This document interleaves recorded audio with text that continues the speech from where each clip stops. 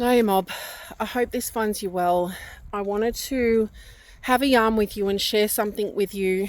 And in a way, this is also me processing out loud my own insights and my own experiences. This past week, my output has been crazy. My mindset has been hyper focused. My intentions have been clear. There's been a lot more clarity and conviction around the moves that I've been making, how I've been showing up, and just my ability to be more resourceful. So when situations presented themselves where a month ago or 2 months ago it would have put me out for a couple of hours or a day, and back in February and back in December, the same situation would have taken me out completely. And if you've been following my journey, you'll know what I mean by that. The last 18 months have been the hardest of my life. Now, you'll excuse me moving the camera side to side. I've just finished 3 hours of gym and a heavy training week, so the shoulders and the arms are a bit fatigued. But I had a 19-hour day on Thursday. Like, I got up at 3:30 a.m. and it wasn't just a long day, it was a mentally, physically and spiritually intensive day of showing up for learning opportunities, of putting myself out there for opportunities, asking for opportunities. It was a demanding day with my babies. They also needed me. I had 2 gym sessions. I ran a Kilalana session. So it's not like it was just a long day that was kind of drawn out and had things to do, or I was just doing the housework around the house and stuff like that. No, this was a mentally, spiritually, physically time intense day. And there was a lot of logistical stuff as well, like getting the kids to school, getting them home again, getting them to their things as well. So I had to navigate a lot this week to make this week possible. There was a lot of life weaving. There was a lot of shifting between Namika being mum, Anishan, Kilalana in the community, my own business, Chantel, my athlete stuff, the Barkanji Warrior, and my healing and recovery, just being a woman who is on her own journey of recovery. And I was like, how this week was I able to do more in a week and sometimes in an hour? So this week I've done more in this week that has progressed me forward, that has been more intentional and more in alignment and abundant than what I've been able to do in like 18 months. So the last 18 months I have been literally in the depths of darkness and barely surviving. Yet this week I have felt truly alive. And it's not because I felt like I wanted to or I was ready to make that big leap from suddenly, I'm starting to feel like the light's coming in. I'm on the road to recovery. I'm going to be really, really gentle with myself in this season for as long as it needs to be. That was how it started out 2 weeks ago. Whereas shit got real quick. So for those of you that don't know me, my name is Chantel Thompson. I'm a proud Barkanji Ngimpa woman. I'm a proud mum of 5, my oldest being 17 and my youngest being 3. So navigating all the experiences of having a young adult on her way out of school and all of that sort of stuff, and complexities in those relationships, to having 3 at home with me and having a little one that is, and they're all at different stages of life, and they all have different needs and complexities in the relationship and my role as Namika. And like, this life weaving is what I talk about, because these roles as a First Nations woman and as a mum are a part of the foundation that allow me to show up and why I show up. And I'm a 3-time world champion in Brazilian Jiu-Jitsu. I am the Barkanji Warrior, Warrior Heart. I'm the founder of Kilalana, a women and youth empowerment, cultural well-being, life skills and self-development program for First Nations women and youth. And it's not just a program, it's also a space. I'm an entrepreneur, all the things. And I have not had the capacity to show up in, or so I thought. I tapped out. I was just like, I'm done. This is the hardest season of my life. But the last week has made me really question, could I have done things differently? Would I have done things differently if I met my mental breakdown and my burnout stage at the stage that I am now, the situation that I'm in now?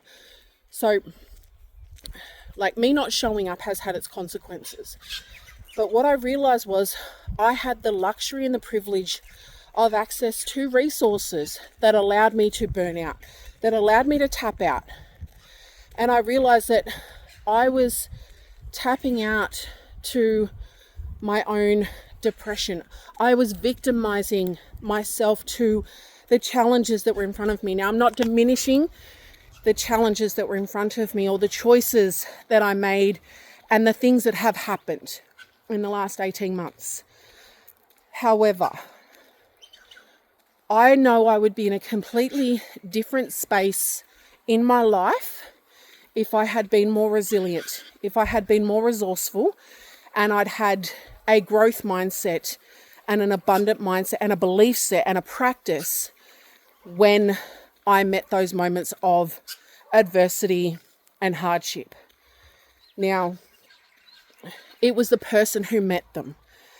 And the person that met them at the time had the privilege of, for parts of it, I had a partner who was the stay-at-home carer for our kids. So when life started to get hard or heavy, I knew that they were kind of okay because I had someone to share the load and carry the load at times. And then in my business, in Killarney, I had support, I had employees, we had resources, we had funding. And I had jiu-jitsu. Like, I had access to a gym and to a coach, and I was able to compete and things like that. However, I am now in a situation where shit is real. Like, it is, and I'm talking about the things that are in my control. I'm not talking about the things that are out of my control, like illnesses. And I'm not saying my mental illness wasn't and isn't real. But I feel like it's a lot more in my control because my mental illness is much more psychosocial than it is a chemical imbalance in the brain. So it can shift if I control my thoughts, if I shift my perspective and focusing and victimizing myself and having a much more abundant, resilient, focused mindset. But I just wasn't being that person. And I realized it was because I could afford to be. I could afford to be the broken version of myself because I had savings in the bank. I had income coming in. I had a job. I had a man at home and I had all my family under the roof and I had staff. Like, I had resources to start to break down. But the last week has made me realize, like, there is no one coming. Like, my safety, my stability, and my ability to take care of my children who did not ask for any of this and who deserve safety and stability that I can give them, that I owe them as the person who has brought them into the world, and who, I'm just going to check that this is actually recording. So while I'm doing the video, I can put this up as my podcast as well. Trying to learn to manage the tech, you know. And the last week, so I got to a point where, like, my bank account is empty and has been for a couple of weeks, but I still had the luxury of going, you know, I've got some resources coming in, like, I've got some room to move here. So I didn't start to move at the point that I could have.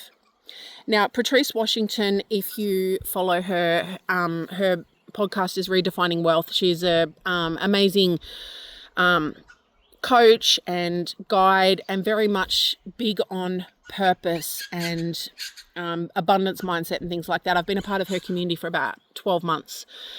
And she says that the universe, your life, God, your ancestors, whatever you believe in, will whisper to you. It will whisper to you when it is trying to guide you. It is trying to be there for you, to guide you towards your power, towards your potential, towards your purpose, your dreaming, the things that you're here to do, your calling. And if you don't listen, it will give you a nudge. Then it will continue to escalate until you get to a point where you either tap out completely and it just quits on you, or you start to listen. But for many of us, we wait until we are hit in the head by the boulder, or it is dropped on us, and we are faced with a choice. We either move and we either get the fuck up and do something about it, or we stay down. And for me, I realized the boulder was falling and I was being stubborn. I was resisting. I was holding on to things that were past their due date that I knew weren't going to work, but I was still trying to force them to work. Or I was trying to compromise with how much my calling and my ancestors were asking me to show up. I was like, and I've realized in the past, I've been playing with my potential. I've been hiding. I've been playing with my power. Now, I'm not diminishing the things that I've done, and I'm not diminishing who I was in the past. But now with reflection, and I look back on how much power and how much potential I feel brewing in me, I wonder how much further I could have gone if I'd had a different mindset, if I'd had a different environment to move from. And I realized that I've been playing. I've been holding my power and my potential and my light on a leash because I didn't want to be too powerful. I didn't want to, and when I wasn't allowed to be too powerful and I wasn't allowed to be too successful, I had to diminish or hold back my power and my potential to make other people feel better. Or I was doing it, or so I thought, because I was like, I don't want to make that person uncomfortable because I'm so successful or I'm so driven. So I victimized myself. It was like, well, why didn't this person love me enough to do this? Or I've already been through enough in my life. And don't get me wrong, I've been through some shit. But I've been sitting in my own shit and victimizing myself by going, ancestors, haven't I had enough trauma? Haven't I had enough hardship to deserve some breathing space, to deserve some stuff? Now, I'm not saying I'm not worthy of peace and sustainability and all those things, but it is not my experience yet. I've been sitting here tapping on my own power and on my own potential and basically spitting in my ancestors' face because I've been fighting back with them saying, Gorn, haven't I done enough for you mob to have my back and thing? Now, they've always had my back. And things have never gotten as bad as what they could have gotten. They've only gotten as bad as I was willing to allow them. Now, this is where I want to come in. This is me speaking from my true self. And what I've realized is I've been victimizing myself and I've either been making decisions and taking actions from my ego self or my trauma self. My ego self is I deserve better. Like my pride is like I deserve better or I should be better, or shame. Like, I don't want anyone to know how much I'm really struggling. Someone like me, like I got degrees, I've worked this hard, like I should have more of my shit together. I should be in a different place. But shame too, like, oh mate, if I let people know how much I'm struggling and they're going to come take my babies, like if I let people know how sick and unwell I am and how bad my financial situation is child protection going to rock up on my door? Someone going to come try and take my babies, which is a very real risk as a First Nations woman. Like our children are removed at a higher rate than any other cultural community in Australia. And I've experienced it. When I first reached out for help when I was experiencing postpartum psychosis after my twins, and I went to the doctor for help, her first response, and this was why I'd resisted going for help in the first place, her first response was, I've noticed on your file, after I shared with her that I was scared and that I was at risk of hurting myself and my kids, and I was asking for help. Help-seeking behaviour is not safe for some of us here in Australia. Because when you put your hand up and say, hey, I'm struggling, I need help, it is weaponized against you, whether it's by your own community or whether it is by the systems and structures of colonial and patriarchal things. Because they're like, see, we gave them the resources, they're not good, their kids aren't safe, we're going to take them. Rather than helping us and working with us, they take our babies. And that's what almost happened to me when I rocked up and asked for help. I said to my doctor, she was a female doctor, a white doctor, and I said, look, this has happened because I actually hurt my daughter that morning, and I started to act on my psychosis.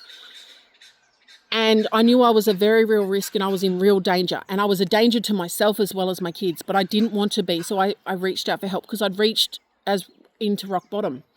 And she said, I've noticed on your file you're of Indigenous heritage, and because of what you've shared with me, I want to call Child Protection to do a welfare check, and I want to call the police to just do a welfare check.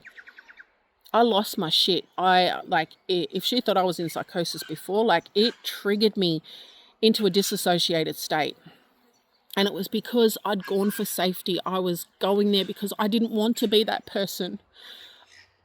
I have done everything in my life for my babies, for my community. Am I good enough? I wanted to give them a different experience to what I'd had growing up. Now, my parents did the best they could, but we weren't always safe or stable.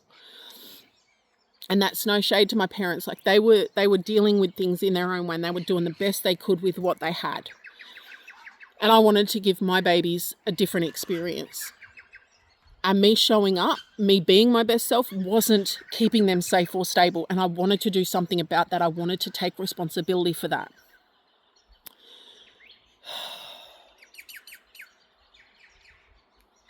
And it almost cost me my babies, and it almost cost me my life. Not asking for help almost cost me my life, but asking for help almost cost me my life.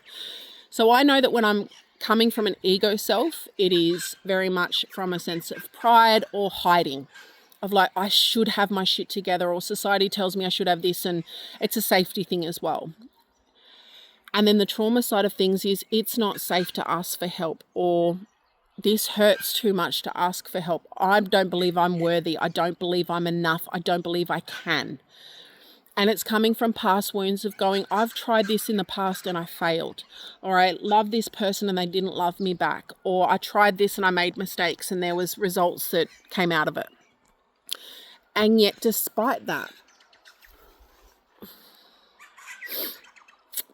the last 18 months, I have been navigating the hardest season of my life. Now, there were whispers and nudges. As Patrice said, there were whispers and nudges back at like when I was 30, 31. I knew things needed to shift in how I was showing up, how I was doing my work, how I was developing my gifts. I knew things needed to shift. And I knew that some relationships just were not working, and some spaces were not working, and some dreams needed to evolve.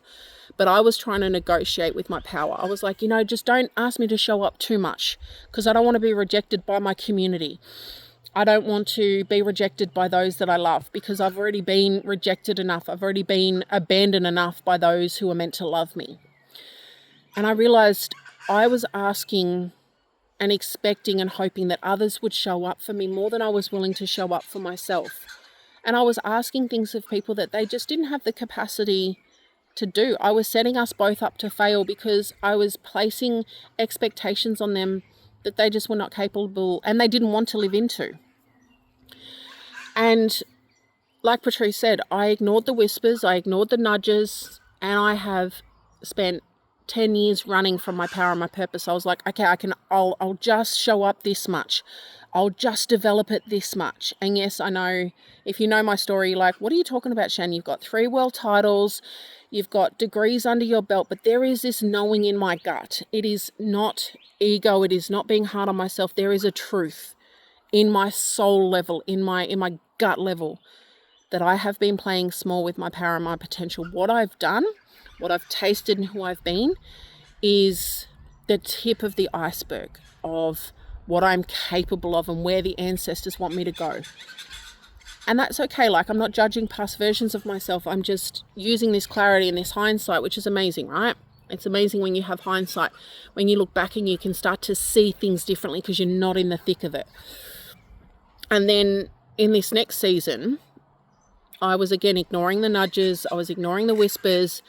And when the boulder came, I was still ignoring the damn boulder. Like, it was pressing down on me. Like, I could barely breathe, but I was still resisting. I was still holding out hope that the version of the life that I thought I wanted, that I did want, was available to me. And that I didn't want to show up the way my ancestors were asking me to, that my dreaming would require of me to show up, and the things that would require of me to do to make it possible. I was resisting. I was negotiating, or I was just flat out like, I don't want it. And I had the resources and the luxury of breaking down and of resisting. Until I'm literally now at a point where it's like, hold on, no, like, no. So the last 2 to 3 weeks have been, shit's gotten true. Like, shit has gotten true. Like, the bank accounts are empty. No one's coming to rescue Kilalana. No one's coming to rescue me or saying, hey, you're so special, you're so powerful. Like, Shan, you've done enough in the world. Like, let's give you a platform. Like, let's give you a boost. Like, let's give you that investment that you need to buy you some breathing space so you can heal and recover, and that so you can develop your gifts while being able to take care of your family. Like, that's what I've been dreaming of. That's what I've been hoping, is that by putting myself out there into the world, by showing up and doing the things that I felt called to do, that other people would see that and get behind it, get behind the vision and get behind the woman. And they have to certain extents, but not enough to make it sustainable. Now, there's 2 things to that. Have I been a good steward and a good parent, have I used the resources that I've had to the best of my ability? Have I really gone all in and let go of all of the other options and going, this is the thing? Like, gone all in and stopped trying to, the grass is greener on the other side, or trying to do all the things. But this week things got real. Like 3 weeks ago, I kind of knew and felt that they were real, but it was like, oh, there's things coming in, maybe things will change. And I was still holding out, going, someone's going to see my brilliance and go, Chantel, here's thing, or you're going to win the lotto or something. Like, I was still holding out hope and delusion that someone was coming, and denial. And yet I'm now at a crossroads. So the last 2 weeks I've been applying for jobs because I was like, you know what? I'm willing to do whatever it takes to keep a roof over my family's head. Anything, whatever it takes. Until I was actually confronted with that, whatever it takes. Now, for context, like I said, the bank accounts are empty. I'm surviving, and that's okay. Sometimes that's enough. But I got comfortable surviving. I got comfortable in my own depression and in my own victim mentality. If it wasn't that it felt good to stay there, but it was still comfortable and safe to a certain extent. Because what was on the other side of my healing and what was on the other side of my showing up felt really fucking scary. Because it was like, if this many people hate me down here, what's it going to be like up there? Am I ready and am I capable for what's up there? What will it cost me? Because me showing up in the past cost me more than what I thought it would. And yet this week, I've applied for 13 jobs. One job I got an interview, and then listen to this, how gammon, but this is just an ego response and a trauma response in there, but also a bit of truth. I applied for a casual role at a local organisation, and it was a casual role, so no job security, no holiday leave, no sick leave. And I'm overqualified for the job. I will bring everything, and I've got experience in the area. And then their response was, after the interview a few days later, we thank you for your time. We acknowledge your contributions to the community and the qualifications and experience you've got. However, we're seeking someone who has more commitment to the organisation and to this role because of X, Y, and Z. And it was like, hold on, you're not hiring me, which I'm overqualified for, and there is a need for the job, because I was honest and said I only want to be there for 6 to 12 months for a casual role. But I got all up in my head. I victimized myself. I got all up in my entitlement and said, but I deserve that job. But also my hurt was there. My trauma was there of going, they don't want me. I'm not good enough in their eyes to work in a space that will empower those that I care about, that will align with my contributions that I want to make. And I was also, my abandonment wounds came up. It was like, again, I'm not being picked. Again, I'm not being chosen. Again, I'm being told that I'm not good enough. But I reframed it, where maybe I'm being guided by my ancestors away from roles and spaces that are not conducive to my current state and to the next level, to where I'm going to be. They're not going to set me up to succeed, and they're not going to nurture me and honor or value or respect what I'm bringing to the table. But also, these jobs that I've applied for, I haven't heard back from them. I've reached out to a few people and a few opportunities, but those people are not in a position to help me. And then I did get offered a position, but it is 20 to 30% less than what I'm used to earning, but also what I need to be earning to maintain the ability to keep a roof over my kid's head, because rent is expensive, to put food on the table, and to support my kids to stay in sport and things. Now, I'm willing to do whatever it takes, like downsize, all of those things. And at the same time, it's like, hold on, what am I willing to settle for? What am I willing to accept as the bare minimum for the value that I bring to the table, how hard I've worked to become this person, and also making decisions that are in alignment with my reality right now, but also with setting my aspirations and my dreaming up for success, to progress in those areas. And it lit a fire in me that I was like, hold on, like no one's coming. Like I've looked around, I've waited, I've hoped, I've bought the lottery tickets, I've put my hand up and I've put myself out there, but have I really? And I did ask behind the scenes of a few people and a few things, but there was crickets or silence, or people were like, look, we're not in a situation where we're not in a position where we can help you any more than energetically, but we can't help you with the physical resources you need right now to step back from everything, to heal and do all the things. And with Kilalana, it was like, hold on, if I give this up and I tap out, no one's coming in to step into my place to replace it. No one's going to say, you know what, Shan, if you can't do it, we'll do it for these kids. We'll do it for this community.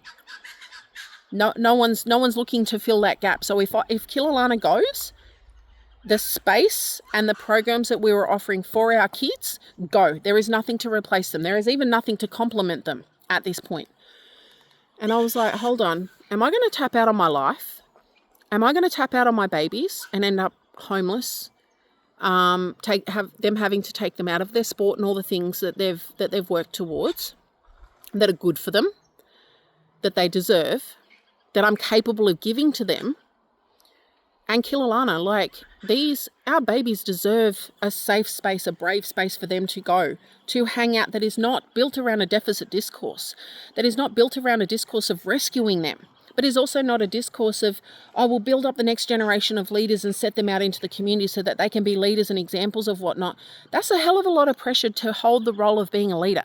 Now, I'm not saying that they're not leaders, but at Kilalana, that's not why we're set up. It's a space for them to just come and to just be, and to figure out who they are and who they want to become, and to surround them with the examples of people navigating the same thing, maybe a little bit further ahead, maybe a little bit older, but people showing up and owning their shit, owning their power and potential, and making choices aligned to that. But when you're not making choices aligned to that, you're still welcome. And I was like, hold on, I'm not willing to let this go, and I'm not willing to tap out. Like, this boulder is fucking heavy, but you know what? It's time to figure this shit out. It is time to get resourceful. This bitch might make me pass out, but when I wake up, I'm gonna fight again, because I'm not willing to tap out. I'm not willing to let my kids end up homeless, and I'm not willing to take a position or a role that is anything less than what I'm capable of giving. But also, if that role's going to actually put me into further hardship, you can't budget your way out of poverty. And I've worked too goddamn hard to sit back in poverty. Now, I'm not too proud to apply for Centrelink and to do things, but I can be resourceful. I can negotiate and express to them the potential and the value of me bringing at the table, and them seeing it as an investment rather than an expense. I can negotiate with them. I can be resourceful. But also, I'm not willing to wait on my dreams. I'm not willing to wait on my power and my potential anymore, because I'm sick of my own shit. I'm sick of being a victim. I'm sick of victimizing myself. I'm sick of tapping out when I know that I've got more in the tank. Now, there is a difference between setting myself up to fail and setting myself up to win, and being realistic and aware. Like, there's a difference. I'm not talking about that. But right now, I've got no partner at home. It's just me and my babies. There is no one else there to support me, to keep a roof over our heads. I don't want to take something that is less than what I am capable of doing. Or if whatever I do take in the interim is going to allow me to take care of my family, and in the background I can work on my dreams and my potential, that's fine. I'm happy to do that. But the offers on the table right now are not that. They will put me back. They're not going to set me up to succeed. And also, I don't want that experience for myself anymore. I don't want to survive my life. I want to learn to live my life. And that has been the perspective shift is that I got sick of my own shit. I got really true with myself and went, fuck, things are real right now. I either tap out on everything and take this job and build up over time, or I dig my fucking feet in, I stand up and I go, what can I do right now? How resourceful, how resilient can I get? And how dogmatic can I get about and committed to my own potential, to my own power, and what am I worth showing up for? What are my babies worth me showing up for? What is my dreaming worth showing up for? What am I willing to fight for? To a point, and it's my own self-respect I want to earn, because what I realize being true with myself from a place of love and responsibility is that I have been holding myself back. I have been coasting by. Like at university, I used to get high distinctions and high marks, and I never really had to study for it. I've been coasting on my talent. I've been coasting on the gifts that the ancestors gave me and the strength and the capacity that I have to do more than the average person. I've been coasting and taking that for granted. So the gifts and the resources that I have been given by life, by the ancestors, I've been coasting and taking them for granted. I have not been respecting or valuing or setting myself up for success to go, this investment, this is the foundations for me to build the next thing, to nurture the next thing. I've just been taking it for granted and living in this feast and famine lifestyle of going, I'll show up so much till I get this, and then I'll ride that until there's no more, and then I'll go again.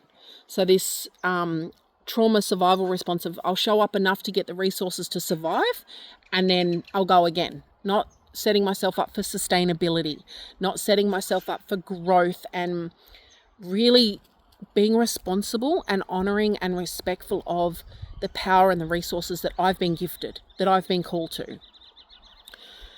And I realized I'm 40. I'm not in my 30s no more. I deserve better. My ancestors deserve better. And my babies deserve better. My dreaming deserves better. The world deserves better from me. So here is me being real with myself to go, well, this is why I was able to show up at a different level. Because I've always said, and I can't remember where I heard it from, is that when you are in alignment and surrender to your dreaming and to your potential, one, you will be resourced. You don't need to figure it out. You only need to know the next step or take the next step. And you will be supported. You will be shown. You will be guided. You will be resourced. And when you are in alignment and you are like, this is the thing, and you're like, there are no other options. This is it. This is the thing, and I'm going to figure it out. I'm going to do whatever it takes to make this thing possible. Like I did with my jiu-jitsu and my dream to become a world champion. I went all in. Now, it didn't happen in the way I thought, but I didn't try to force how it was going to happen. I just knew it was going to happen. We went to Melbourne. Like, I did what was needed to do to set myself up. I played my part so that when the opportunities came and the universe said, yep, this is your window, I was ready to take it. I was prepared because I'd done the work and I showed up, but I didn't try to control the how or the when. I knew the what and the why. I knew I wanted to be a world champion, and I wanted to answer my own power of going, how far can I go? Who can I become? I had that fire and that drive, and I had that clarity and that focus. I wanted to be the woman who could show up for myself and heal myself so I could be there for my babies, and my babies could get the best version of me. They could get the best version of the mum. I could give back to my community and my culture because they deserved nothing but the best from me. My mum and my grandmother and people in my family lineage could not show up for themselves, could not be themselves, or they had to play it safe, or they had to play it small to survive in the world, because the world, it would have cost them their lives, or it would have cost them their babies, because they were not allowed to show up in the world, and they couldn't show up in the world. But I can. Their sacrifices, I was born into a different era. I was born into a different self. So I took that and I ran with it. I honored that. But somewhere along the line, I thought, this is as far as I'm willing to go. This is as powerful as I'm willing to come, and this is as far as I'm willing to go. This is as much showing up and as being seen as I'm willing to go. I don't want to go any further.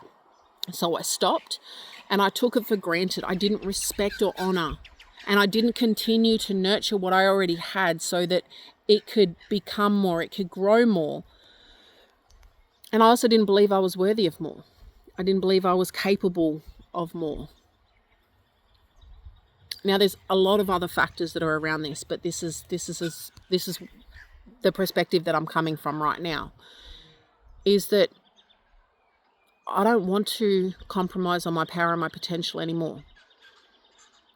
I've spent as long as I'm willing to spend, but also I got no choice. The choice is I either tap out and I just fight I settle for the jobs that are being offered to me, and I downsize my life, I downsize my house, I put myself into like literally surviving. Like this, the roles that are being offered would put me into survival mode, or I'm going to be having to work 100 hours a week just to get by. But at what cost and what price am I willing to pay? But I have other options on the table right now. I'm not at a point where that's the only option I can take. And you know what? I'm showing up for those other options. I'm going to dig my feet in and I'm going to fight. Because I have not come this far. My ancestors didn't bring me this far for me to stop here. And I want to show my kids that it is worth getting up for. It is worth fighting. It is worth showing up. It is worth putting in the work. It is worth answering your own question and being able to be at peace with yourself to go, I am being the best I can. I am doing the best I can. And I am ready to find out what that looks like. I'm not as clear or have as much clarity as I did in that previous season, but I have the why. I have the why. And my purpose is to show up and become the most powerful version of myself, the bravest, boldest version of myself, to be myself without apology.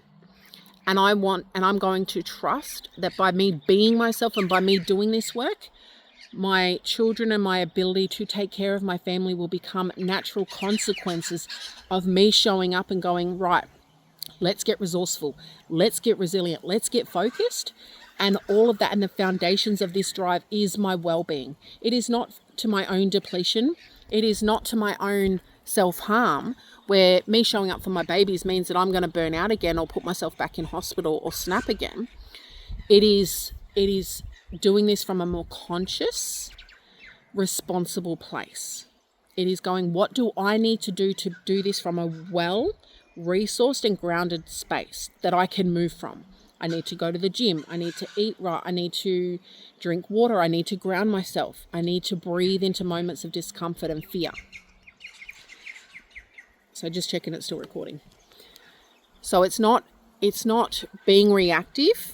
It is being grounded and considerate. It is going to be hyper-focused and committed to a dream, my dreaming and my power and my potential whilst working from here. It's doing the best I can with what I've got today and in this moment to moment. It's putting my supports in place. What supports and resources do I have? And being able to be at peace and being able to respect myself and trust myself. I showed up today. I did the best I could in this moment. I didn't tap out. And the moments that I do tap out, learn from it. Where did I tap out? Where could I learn something from this? And that's not a pattern that I've got. It's something that I'm going to have to learn. This is the warrior heart in action, you mob. This is not something that I'm 10 years ahead and I've been doing this for 10 years. This is me now. I am sharing this. I'm living this out loud with you because I hope that by sharing it with you, you will benefit in some way. And I know I will benefit by processing this out loud. And it is not to say, hey, look at me like I deserve these accolades, though part of me thought I did. I didn't go after world titles because I didn't even know I could become a world champion. I was called to that. It was not something I believed or chose for myself. I was chosen to do that path. When the ancestors first whispered to me, when I said, you know what, what's next? Why am I doing this jiu-jitsu stuff? Like I'm now healed, I'm loving life, I'm healthy. And they said, we want you to go for a world title. That's your next level. I resisted that. My world championships came as a natural result and consequence of me surrendering and going, okay, what do I need to do to become that? What's available to me? What's the next step? I knew I wanted to try and become a world champion. And then I said, okay, where do I need to go to do that? We then looked around, and my partner and I at the time, my kid's dad, we moved to Melbourne. We chose to train under Tiago Stefanuti and trained at Absolute. And I was like, all right, my kids and my jiu-jitsu, my life, my work needs to weave around those two things. And I set my life up to make those two things my main focus. So I now know that my ability to take care of my kids, my ability to keep the doors of Killarney open and start to build towards sustainability will become natural consequences of me showing up and becoming well within myself, me becoming clear, responsible, and hyper-focused. The ancestors will support me. The universe and life will support me if I show up.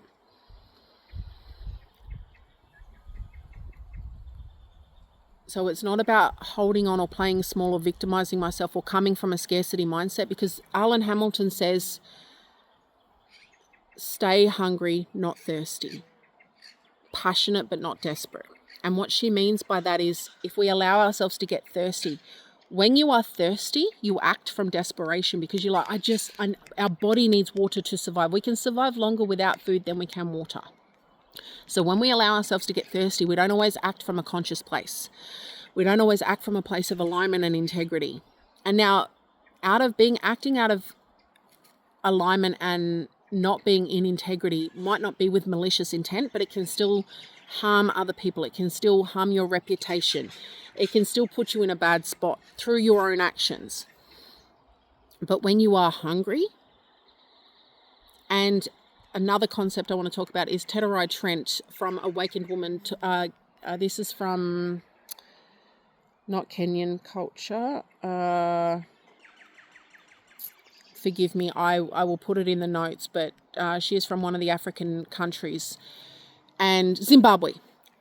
She's an indigenous woman from the Korokoro people of Zimbabwe. And she talks in her culture, they talk about big hunger, little hunger. Little hunger is those things that we need. Like we want our comfort zones. We want our sugar. We want our foods. It's our ego and it's our pride and it's we want this. It's our wants. It's not the things that we need or are driven that have a bigger benefit.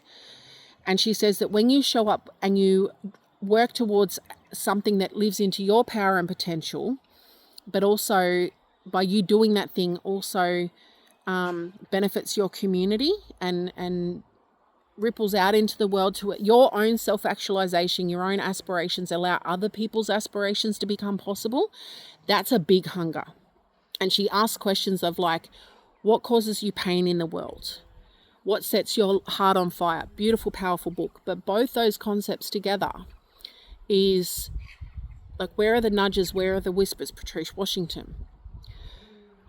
Where am I thirsty right now and where am I desperate? And how can I navigate that and set those things up so I can move from hunger and passion? And when I'm deciding on my hunger, am I deciding on superficial needs, ego, or am I moving from a deeper purpose and knowing that the sacrifice I make now is going to set me up for success, like nutrition and stuff, like surface level. My trauma and my sugar cravings and my fear of showing up, my fear of my fear of my own power and potential, my way of self-sabotaging my dreams is I want chocolate, I want Doritos. They're my trauma food.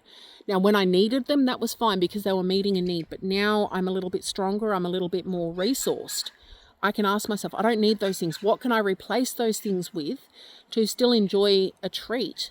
But knowing that when I resist eating those things, my body's not going to have inflammation. I'm not going to have gut problems. And I want something more than I want the immediate comfort. And like Alan Hamilton says, she goes, be yourself so other people can find you. Like, how can the people who are aligned to me showing up find me if I'm not being myself, if I'm hiding? And why the fuck am I given power? And why am I hiding from people and letting people who are hating on me and aren't invested in my success? They don't pay my bills. They don't take care of my babies. So why am I letting them power in my head? Why am I letting them space in my life when it's like, hey, hold on. You're not in the same arena as me. You're not making the same sacrifices I am. So you don't get a say. Now, I'm not saying it's that simple, but it is that simple when I have to choose between, am I going to let you win or am I going to see myself win? And do I want to set the next generation up for success? Do I want to see my babies be proud of their mum? Do I want to see my babies win because of their mum? Do I want to set them up to have the foundations to go on into life, to be amplified from the effort that I put in, from who I was. It's not just what I gave them. It's not just what I provided for them. It's the example that I led with. It's the space that I created by being myself. Am I happy when I'm at home? Am I able to self-regulate when I'm at home?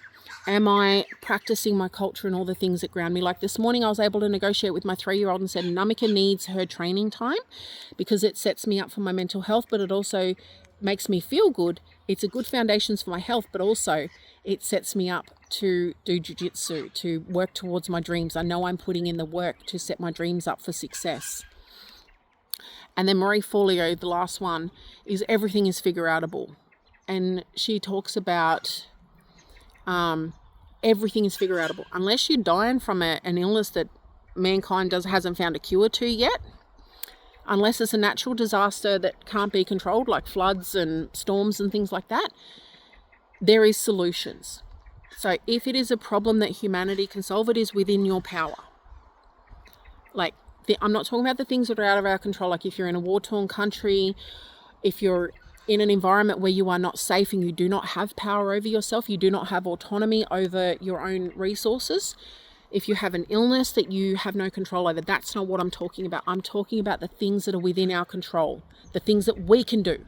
And only when we are willing to look at ourselves, or we have the abundance of having guides and elders and people in our corner who go, hey, have you thought about this possibility? And she says everything is figure-outable. It's just, are you willing? Is it worth you figuring out? That's when you know. Is it a full body yes? When you look at that thing or when you think about that thing, does your body expand? Does it lean in or does it lean away? And when you lean away, is it because it's not meant for you? It's not in alignment? Or is there a trauma response or something that you need to work through before you can get to the full body yes, the leaning in? So I want to leave you with this, is that now that I'm at a crossroads of going, hold on, no one's fucking coming. And I am not willing to settle for anything less. I'm not willing to settle for a life of anything less than I am capable of creating. Anything less than what I am worthy of having. That my babies are worthy of having through what I can give them and provide for them and set them up for and set them up with. I'm not willing to let Kilana go because these babies deserve more. And right now it's on me. So what can I do to set it up so that it can move beyond me? Now, all of this is in relationship and will come from and will be natural consequences of me showing up to become myself, of me showing up to the gym, to be grounded, to be healthy, to be well. So that is the foundations that will build all this other stuff. But I am not willing to tap out on myself. I'm not willing to lay under this boulder anymore. I'm not willing to sit in my own shit, my own victim mentality. I'm not willing to victimize myself. I'm not willing to sabotage myself anymore, and I'm not willing to hide. I don't want to be a coward anymore. I want to step fully into my warrior heart, into my courage, and be as resourceful as I can, and do that from a place of joy, from a place of play, and a place of commitment and conviction. So thank you for listening to this yarn. I will be listening to this back. Like, I will be playing this shit in my sleep so it gets into my subconscious, so that this moment of clarity and conviction and alignment can lead to abundance, and abundance can lead to amplification, because I'm here for it. I know that I won't always have these moments. I'm going to have to build into it for this to become a natural state. But this week I was able to show up, and my output was through the roof. My focus, my commitment, and my belief were through the roof, because I wasn't willing to let my doubts and my fears in the driver's seat, because I can't afford to. No, I'm not willing to pay that price of tapping out any further, because there are no resources. There's no one coming. If I tap out now, my baby's going to end up with no roof over our head. We're going to have to move in with family. We're going to have to significantly lower our income. And we're basically going to be putting ourselves back into a comfortable poverty level, or barely surviving. That is not for me. I am not settling for that, because I know I have more in the tank. If that was my only option and that was me doing the best I could, then that is my power. But I have more in the tank, and this warrior heart, She's showing up, and I'm going to be sharing this journey as I lead the way. This is the foundations for why the warrior heart is needed in the world. But I need to be the example. I need to be the warrior heart before I can teach that to other people. I need to be it for myself in my own life before I can be it for anyone else, including my kids, including my ancestors and my dreaming. I need to be and become for myself, so that when I'm being and becoming for them, it is from a place of sustainability. It will become self-resourcing, self-regenerating, because it's from a healthy place. It is from an aligned place. Big love you, mob. I'm here for it. Thank you for your time. Thank you for your ears. And I hope you do something with this. If you've gotten to this far, please let me know. Leave a comment wherever you've watched this. Share it with someone. Reach out to me and let me know how it resonated with you. And if you think that this will benefit someone else, send it to them. This is the warrior heart showing up. This is the warrior heart in action. I'm going to move from being desperate and thirsty to hungry and passionate. I'm going to move into my awakened self, into my sacred dreams. I'm going to figure this out. Everything is figure outable. It is time to dig deep and get resourceful and get resilient. And it is time to shine. It is time to be brave enough, to be bold enough, to be myself without apology. And it is time to listen to the whispers and the nudges. Not wait for my life to fall apart, not wait for myself to break before I show up. No more acting from trauma or ego. It is only acting from truth. I love you. You've got this.